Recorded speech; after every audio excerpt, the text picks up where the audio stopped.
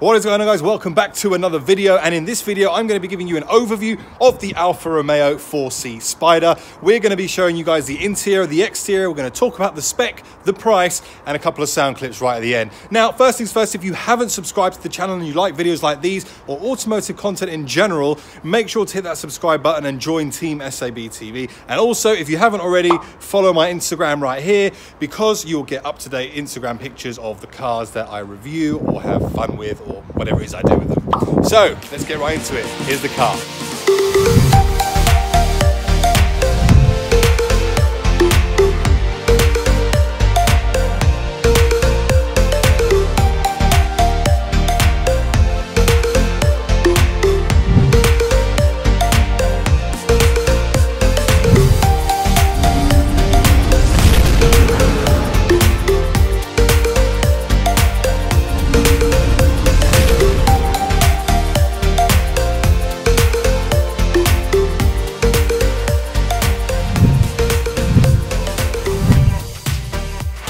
So let's start with what is directly in front of us. The first thing that we're going to see about the Alfa Romeo 4C Spider is, of course, its ridiculous width. This is a super wide car, but it looks absolutely stunning. Now, the 4C itself is 240 horsepower. It delivers 350 Newton meters of torque. Car runs a 1.75 litre engine and is running a TCT 2-stage launch control 6-speed gearbox that will propel you to 60 in 4.5 seconds. This specific car has an on-the-road price of £59,800, and the 1.75 engine in this car is a all aluminium 4-cylinder direct injection turbocharged engine. Taking a first glance look at the front of the car, you have the updated headlights here, which were used to have the kind of spider looking headlights in the old version of this car. This time you get a much more elegant, in my opinion, set of crystal clear headlights, which look absolutely stunning.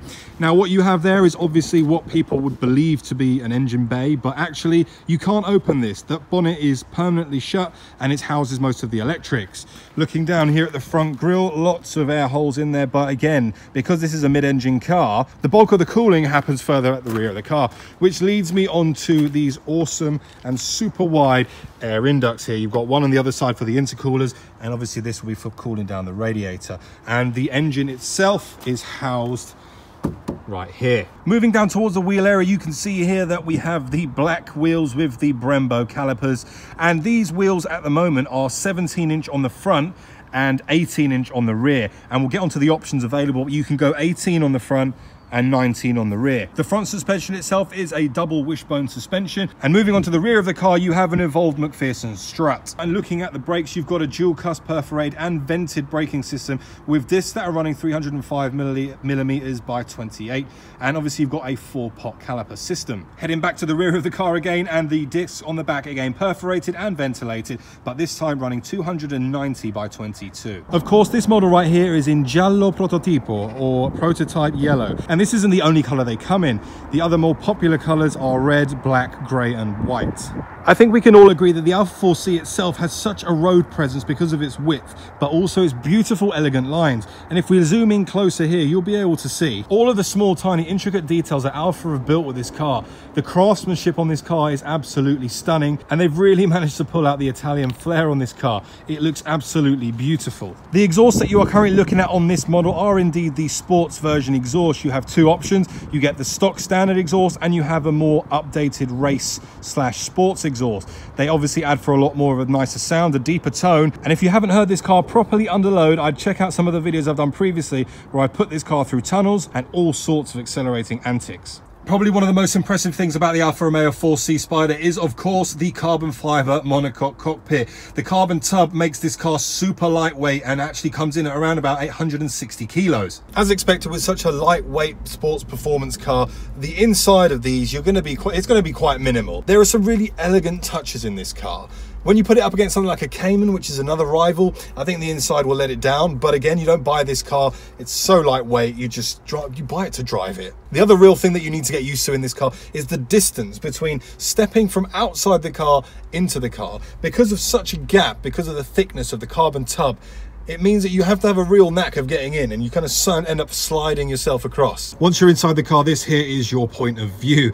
As you can see, it has a pretty fighter jet feel to it when you look straight at the dash there. The steering wheel itself, again, is very simple. There's no gimmicks with it. It's just a flat bottom steering wheel, which looks very nice. Paddle shifts plus and minus here, of course, and you actually get cruise control, which I only found out recently. So you do get cruise control in this car, which I think for what it is a decent luxury. But then in actual fact, most modern cars nowadays will come with cruise control. One thing that I really don't like, and I'm sorry guys, but this is a proper Halford style stereo. I mean, when you look at the rest of the dash, I mean, this leather dash here is absolutely beautiful, absolutely stunning stitching. Whilst the car is very minimalistic, it still has an element of class to it until you get to this. You've got your fog lights, of course you come with AC, you lock in your car, and you've got the demister button.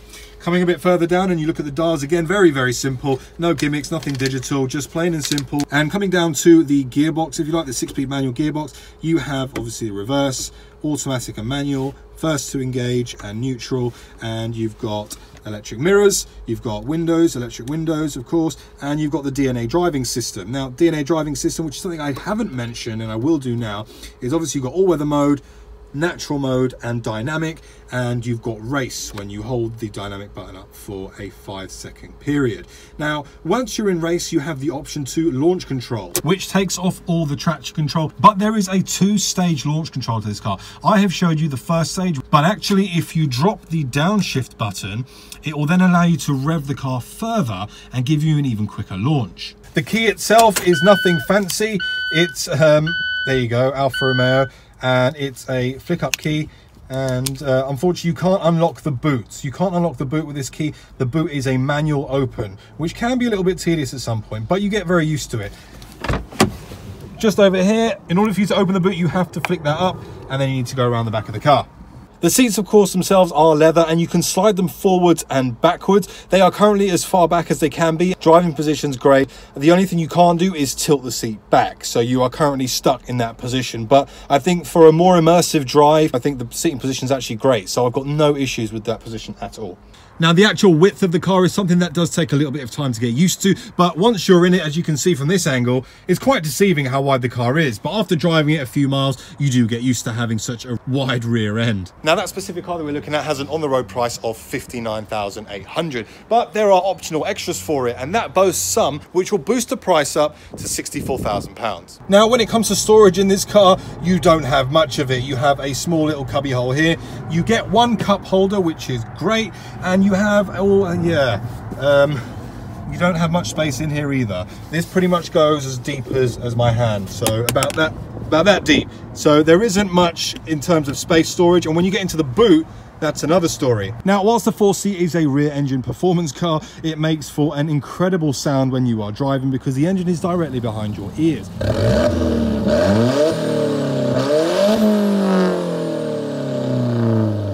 But that also means that storage space, and particularly boot space, is limited.